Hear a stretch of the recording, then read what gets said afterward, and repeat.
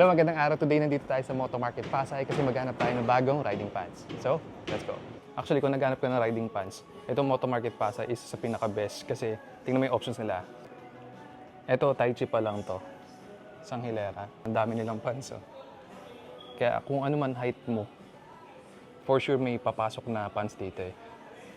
And actually, yung challenge sa akin kasi 5'6" ako, kaya ang hinahanap ko yung adjustable, yung knee pad, yung pwede angat at baba. Ito, meron din dito Mac na pang casual yung look, para siyang denim. Actually, denim nga to. Kasi iba-iba yung kulay. Depende na lang sa trip mo yan. Tapos meron naman dito pang adventure. Pero I think, ito, magandang option din tong casual kasi pang everyday. Isa pang option is itong Cominen na riding pants. Enigma Light yung kanyang model. Tapos of course, meron din itong pads. Tapos may parang reflector pag tinupi mo.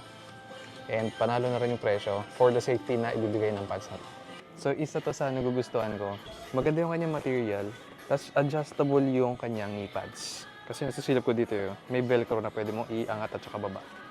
Tapos, para siyang cargo rin, meron siyang pockets, tapos secure kasi may buttons. And then, yeah, di mo na kailangan mag-belt kasi meron na nito.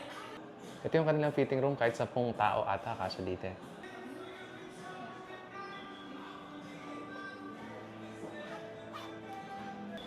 And bukod sa adjustable yung knee pad, very stretchable din yung tela nito. Kaya gusto ko itong pants na to.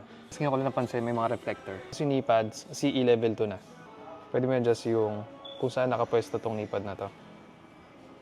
So itong hip pads is removable. Ayan, nakikita nyo. It's connected via Velcro and perforated to.